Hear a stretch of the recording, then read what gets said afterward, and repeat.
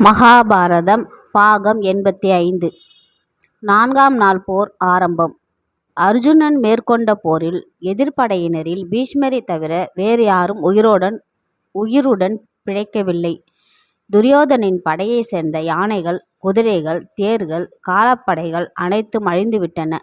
மாலை நேரம் நெருங்கிய பிறகு அர்ஜுனன் போரை நிறுத்திவிட்டான்.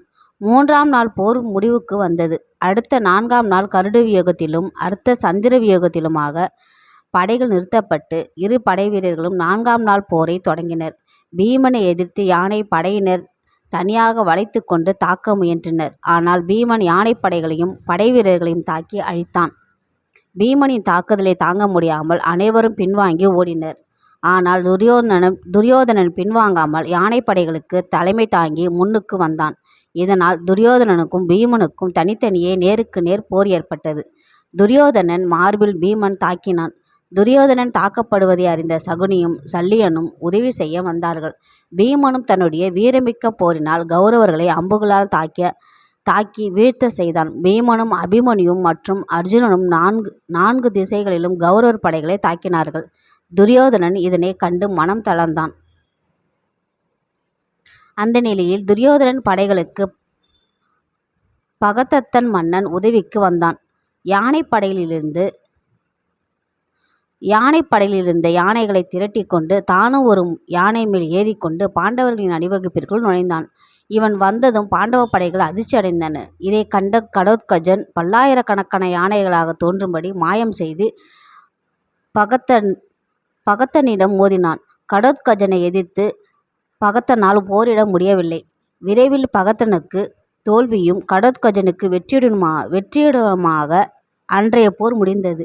4ஆம் நாள் போரில் பீமன் கையால் கௌரவர்கள் 5 பேர் இறந்துவிட்டதை அறிந்த காந்தாரி சோகத்தில் அழுது புலம்பினாள். பின்பு பேரொலிகளுடனும் ஆரவாரங்களுடனும் 5ஆம் நாள் போர் தொடங்கியது. அர்ஜுனன் வில்லுடன் போருக்கு செல்ல தேரில் ஏறினான். கிருஷ்ணரும் வேகமாக போர்க்களத்திற்கு தேரை செலுத்தினார். அர்ஜுனன் பீஷ்மரோடு போர் புரிய வேண்டும் என்பது கிருஷ்ணரின் ஆசையாக இருந்தது. அதற்காக பீஷ்மரின் தேருக்கு முன்னால் கிருஷ்ணர் தேரை போருக்கேற்ற முறையில் கொண்டு சென்று நிறுத்தினார். ஆனால் கலிங்கவேந்தனை சேர்ந்த படைவீரர்கள் அர்ஜுனனை வளைத்து கொண்டார்கள். பீஷ்மரை அர்ஜுனன் தாக்கும் முன்பு கலிங்கவேந்தன் தாக்க வேண்டும் என்ற நோக்கத்தோடு அர்ஜுனனை சூழ்ந்து கொண்டான். கலிங்கவேந்தன் படைகளை அர்ஜுனன் தன் அம்புகளால் துளைத்தான். கலிங்கவேந்தன் படைகளில் பலர் மடிந்தனர். இதனை கண்ட பீஷ்மர் தானாகவே முன்வந்து அர்ஜுனனோடு போர் புரிய வந்தார். பீஷ்மரும் அர்ஜுனனும் நேரடியாக போர் புரிய ஆரம்பித்தனர். அதே நேரத்தில் போர்க்களத்தில் மற்றொரு பகுதியில் தனியே நின்று கொண்டிருந்த பீமனை துச்சாதனன் மற்றும் பல அரசர்கள் வளைத்து கொண்டார்கள். ஆனால் பீமன் அவர்களை எதிர்த்து போரிட துவங்கினான். பீமன் கதையினால் அடித்த அடிகளால் துச்சாதனின் உடலில் இருந்து இரத்தம் ஒழிந்தது. பீமனுக்கு பயந்து கொண்டு துச்சாதனனும் படைவீரர்களும் போர்க்களத்தில் இருந்து ஓடினார்கள். அதை கண்ட துரியோதனன் பீமனை எதிர்க்க வந்தான். என்னுடைய தம்பிகளை ஓட ஓட விரட்டிய பீமனை இன்றைக்கு கொல்லாமல் விட மாட்டேன் என்று கோபமாக கூறிக்கொண்டு களத்தில் இறங்கினான். வந்த வேகத்தில் தன் கதையினால் பீமனின் மார்பில் தொடர்ந்து அடித்து கொண்டிருந்தான். பீமனின் மார்பு கவசம் அருந்து துளைப்பட்டு விட்டதும் கோபம் கொண்ட பீமன் வேகமாக தன் கதையை எடுத்து துரியோதனின் மார்பை குறிவைத்து தொடர்ந்து அடித்தான். பீமனின் தாக்குதலை துரியோதனால் தாங்க முடியவில்லை. துரியோதனன் வலியை பொறுக்க முடியாமல் தேரில் இருந்து கீழே இறங்கிவிட்டான்.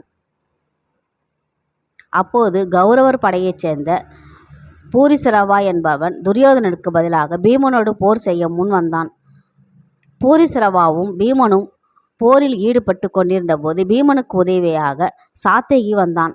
வாளை கொண்டும் வில்லை கொண்டும் மாறி மாறி போர் புரிந்தார்கள். போரில் மிகுந்த அழிவும் மிகுந்த சேதமும் ஏற்பட்டிருந்தன.